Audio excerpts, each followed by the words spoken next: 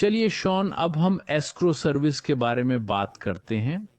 आज अगर मेरे पास एक नया सप्लायर है या किसी कारणवश हम एक बढ़ी डील कर रहे हैं, जैसे कि मान लीजिए हम किसी प्रोडक्ट के लिए एक बढ़ी अमाउंट पे कर रहे हैं। मान लीजिए 1 लाख यूनिट्स हैं, हर यूनिट की कीमत $5 है। ये कम से कम $5 लाख की ट्रांसेक्शन है।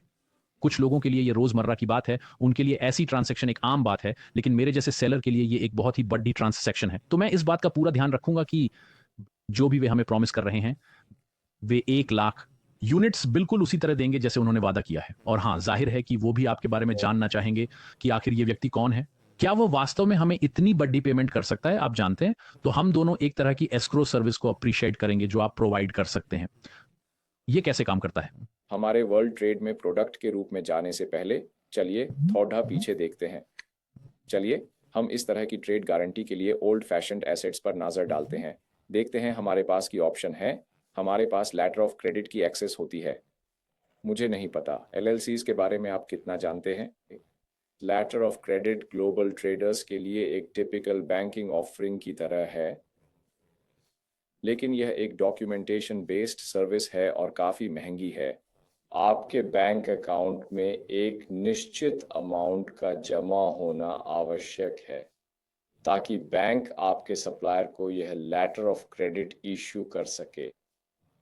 लेकिन यह प्रक्रिया बहुत कठिन हो सकती है। आपको यूसीबी 500 और यूसीबी 600 में विशेषज्ञता हासिल करनी होगी।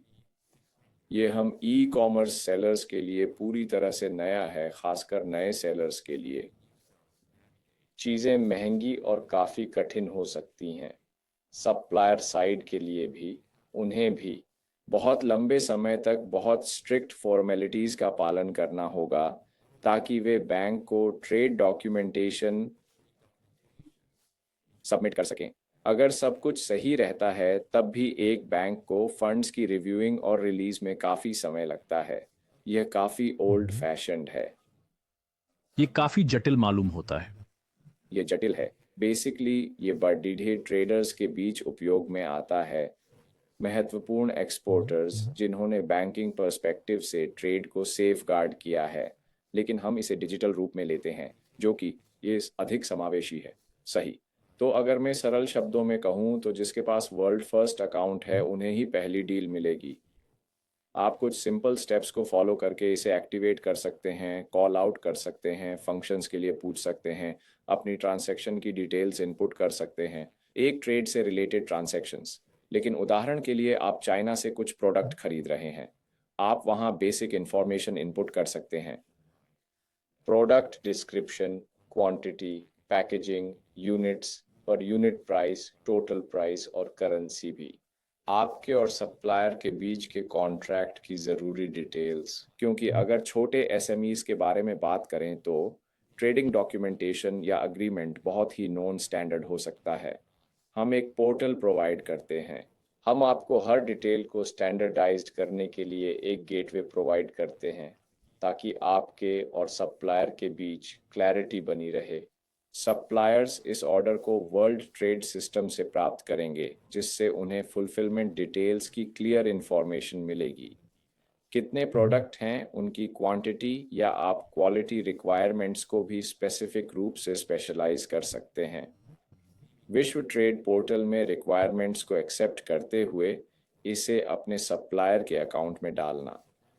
जब वे इसे रिसीव कर लेंगे तो उन्हें इसे आपकी आइटमाइज्ड रिक्वायरमेंट के हिसाब से फुलफिल करना होगा और उन्हें अपने ट्रेडिंग डॉक्यूमेंटेशन और शिपिंग डॉक्यूमेंटेशन जैसे बिल ऑफ लोडिंग और एयरवेज बिल को सबमिट करना अनिवार्य होता है, एक पैकिंग लिस्ट और कमर्शियल इनवॉइस सहित एक जगह पर।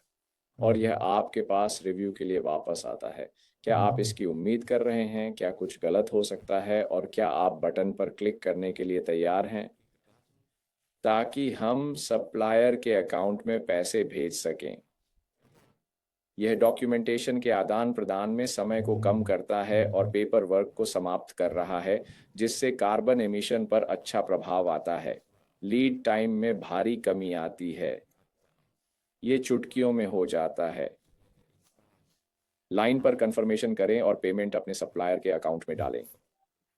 इससे एक मानसिक शांति भी मिलती है, क्योंकि वर्ल्ड फर्स्ट यह सुनिश्चित करता है कि वे पूर्ण पेमेंट को प्राप्त कर सके जब तक कि वे जो वादा करते हैं उसे पूरा कर रहे हैं, जो उन्होंने कहा था। तो फिर ट्रांजैक्शन किस समय की जा रही है? जैसे जब हम दोनों ने एक दूसरे की चैट्स पर ही हमने सब कुछ ट्रांसलेट किया, उसे समझा, जैसे एक सेलर के रूप में हमने देखा कि सप्लायर हमें क्या प्रॉमिस कर रहे हैं। तो सप्लायर वे हमारे पक्ष से सेलर के रूप में क्या देखते हैं, उनका दृष्टिकोण क्या है? वे कंफर्मेशन देखते हैं और साथ ही नोटिस देखते हैं। उन्हें वर्ल्ड ट्रेड पोर्टल से एक नोटिफिकेशन आती है जो बताती है कि सारे फंड्स उनके अकाउंट में रिलीज किए जा चुके हैं, यानी कि उनका बैलेंस टॉप अप कर दिया गया है आपकी तरफ से। और फिर इसके लिए हम शायद एक फीस पे करते हैं, मुझे लगता है उस सर्विस के लिए, कि ये सही है? अब हमारे पास पूरे प्रक्रिया को सुगम बनाने और आपको विकल्प प्रदान करने के लिए प्रोसेस फीस है। तो शायद ये विभिन्न प्रकार की ट्रांजैक्शन और विभिन्न करेंसीज के लिए एक सेट फीस है। ये ट्रांसैक्शन की वैल्यू पर बेस्ड है, फिर से बता दूं, ये परसेंटेज बेस्ड है। मुझे जिज्ञासा है शॉन, क्या ये ट्रांजैक्शन के दौरान कम होता है? तो मान लीजिए कि हमने पेमेंट की, जैसे कि उस पिछले सिनेरियो में है, हम फीस की स्पेसिफिक अमाउंट में नहीं जाएंगे, लेकिन मान लीजिए कि एक ट्रांजैक्शन हुई, कैसे कहूं, जैसे कि 1 लाख यूनिट्स, प्रत्येक यूनिट प्रोडक्शन के लिए $5 है, यानी कि ये ट्रांजैक्शन लगभग $5 लाख की है। हमने वह पैसा चुका दिया है, सप्लायर को पूरा पैसा मिलता है। तो ये फीस की परसेंटेज कौन चुकाता है? दोनों पक्षों में से कोई ये देता है? हाँ, मुझे पता है कि आप किस बारे में पूछ रहे हैं। हाँ, हम आपके और सप्लायर के बीच मैक्सिमम फ्लेक्सिबिलिटी प्रोवाइड करते हैं। आपकी तरफ से यह तय किया जा सकता है कि इस प्रोसेसिंग फीस को कौन पे करेगा। ये वास्तव में ऑफलाइन लेटर ऑफ क्रेडिट की प्रैक्टिस को मिरर करता है, और लेटर ऑफ क्रेडिट और एस्क्रो में काफ़ी क्लियर टर्म्स होंगी जो सप्लायर और बायर को बताएंगी कि फीस दोनों में से कौन पे करेगा। मान लीजिए कि हमें $5 लाख अपने सप्लायर के अकाउंट में भेजने हैं, जो हमें वर्ड फर्स्ट द्वारा बताई गई फीस पर आधारित है। फिर हम एक सप्लायर से बात करेंगे और कहेंगे, ठीक है, ये फीस हैं जो हमें चुकानी है, क्या आप इसे शेयर करना चाहेंगे या इसे हम पे करेंगे? ये नेगोशिएशन फेस में होगा, मैं कहूंगा, ये हम डिसाइड कर सकते हैं।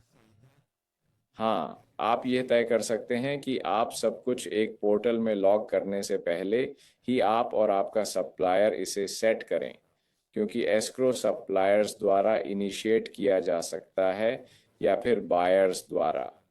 ये इस पर निर्भर करता है कि किसे ट्रेड के लिए एक्स्ट्रा सेफगार्डिंग चाहिए। बिल्कुल सही है, मुझे लगता है। मुझे काफी अच्छा लगा जब आपने लीड टाइम का जिक्र किया। मान लीजिए हमें वो यूनिट्स चाहिए और हमारी सेल्स काफी अच्छी हैं। हमें अचानक एक बड़ा ऑर्डर चाहिए, ठीक है? यह एक ऐसा ऑर्डर है जो हमें सेलर्स के रूप में या उन्हें सप्लायर्स के रूप में ऐसा दिखता है कि ठीक है, यहाँ कुछ सीरियस बिजनेस होने वाला है। शायद हमने पहले कुछ ट्रांजैक्शंस की हैं, लेकिन ये बड़ा है। ये पिछली ट्रांजैक्शन से भी 10 गुना है और उन्हें इसकी आवश्यकता भी है। और हमें भी ये तुरंत चाहिए ताकि हम स्टॉक से बाहर ना हो। इसलिए हमें एक क्विक सॉल्यूशन चाहिए और ये एक क्विक सॉल्यूशन मालूम होता है। जी हाँ, ये एक क्विक सॉल्यूशन है, और ट्रस्ट बिल्ड करना और अपने सप्लायर को उनकी फुलफिलमेंट के लिए प्रेरित करना, अपनी डिलीवरी को तेज करना। क्योंकि एस्क्रो सेवा के साथ नोटिफिकेशन सेट है, ये आपके सप्लायर को बता रहा है कि पेमेंट तैयार है आपके लिए। जब तक आप इसे डिलीवर कर सकते हैं, जब तक आप इस कॉन्ट्रैक्ट को पूरा कर सकते हैं, जितनी जल्दी हो सके, हम बटन दबाने के लिए तैयार हैं। यह दोनों पक्षों के बीच ट्रस्ट बिल्डअप का एक स्ट्रॉन्ग सिग्नल है। मैं जानने के लिए उत्सुक हूं शॉन, कि अगर हम इस पर बात कर सकें तो क्या होगा अगर हमने वह अग्रीमेंट किया है और फिर जो प्रोडक्ट हमें मिलता है, मान लीजिए कि हम उन यूनिट्स को इंस्पेक्ट करने के लिए एक सर्विस भेज रहे हैं और हम देखते हैं कि कॉन्ट्रैक्ट में क्या है, ये कहता है कि उनके पास 3% यूनिट्स हो सकती हैं जो मान लीजिए माइनर प्रॉब्लम्स के साथ हैं। क्या कभी कभी वे कॉन्ट्रैक्ट्स में ऐसा नहीं करते हैं? तो इंस्पेक्शन के बाद ये 3% नहीं है जिस पर हमने अग्री किया था, मैं बस नंबर्स दे रहा हूं, लेकिन मान लीजिए कि ये 6% है। हाँ, रिजल्ट्स में कुछ गलत है जिसके आधार पर सप्लायर डिलीवर कर रहा है, मान लीजिए। तो आप कैसे सोचते हैं कि ये एक फेयर एस्केलेशन की ओर बढ़ेगा? तो ये हो सकता है। यही तो प्रोडक्ट्स की सुंदरता है ना?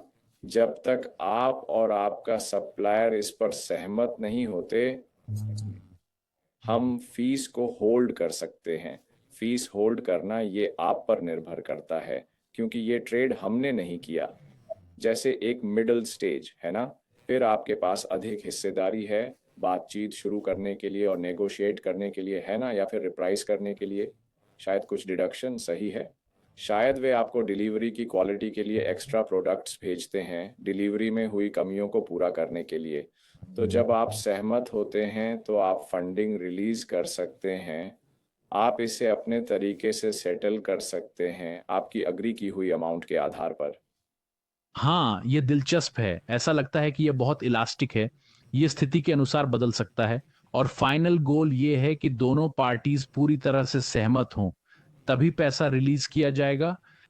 यहाँ तक कि अगर कुछ चीजें ठीक करनी थी, जैसे उदाहरण के लिए हमारे पास जो यूनिट्स थी, मान लीजिए कि हम 3% छोटे डिफेक्ट्स पर सहमत हुए थे, लेकिन वह 5% था। लेकिन फिर वे कहते हैं ठीक है, माफ कीजिए, हम उन यूनिट्स को ठीक करेंगे, लेकिन हम इनवॉइस की कॉस्ट से 3% घटाएंगे इसे बैलेंस करने के लिए। क्या आप खुश हैं? और हम कहते हैं हाँ ठीक है, कोई समस्या नहीं, ये समझ में आता है। ठीक है, सब खुश हैं, सब सहमत हैं, और फिर हम बाकी की बातें करते हैं और पेमेंट रिलीज हो जाती है। यानी हाँ, क्योंकि ये प्रोडक्ट मिडिल में है और यह आपको नेगोशिएट करने की पावर देता है जब चीज़ें गलत होती हैं। गलत। अगर मैं ग्लोबल ट्रेड की बात करूं तो अगर आप एक नई सप्लाई में बड़ा ऑर्डर दे रहे हैं तो समय समय पर मैं आपको एक और गारंटी लेने की सलाह दूंगा। बहुत अच्छा। क्या हमें इस प्रोडक्ट के बारे में और कुछ चर्चा करनी चाहिए? ये लगभग पूरा हो चुका है। हमने इसे कवर कर लिया। अगर आपका कोई सवाल है तो कमेंट जरूर करें। हाँ, हमें लॉजिक और मैकेनिज्म को समझना होगा।